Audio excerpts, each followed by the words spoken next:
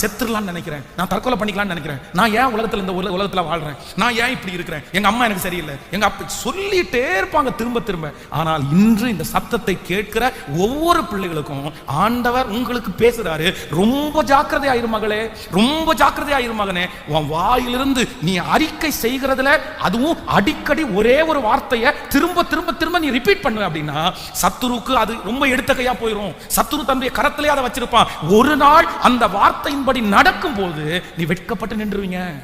அதனால இன்றைக்கு ஆண்டவருடைய சமூகத்தில் நீங்க மன்னிப்பே கேட்கணும். நான் பேசின வார்த்தை தப்பு தான் ஆண்டவரே, என் பிள்ளையை பற்றி நான் இப்படி பேசியிருக்க கூடாது, என் மகளை பற்றி இப்படி பேசியிருக்க கூடாது, நான் அதை எடுத்து போடுறேன், ஆண்டவரே எனக்கு விடுதலை கொடுங்க. நீங்க ஜெபம் பண்ணுங்க.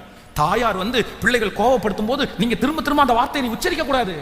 நான் சொல்றேன் திரும்ப திரும்ப அந்த வார்த்தையை சொல்லி இல்ல இன்னைக்கு நீங்க கத்தரிடத்துல சொல்லுங்க, ஆண்டவரே இல்ல ஆண்டவரே நான் பேசின வார்த்தையெல்லாம் மன்னிச்சிருங்க, எல்லாத்தையும் என் பிள்ளையின் இடத்துல இருந்து நான் ரிட்டர்ன் வாங்கிக்கிறேன்.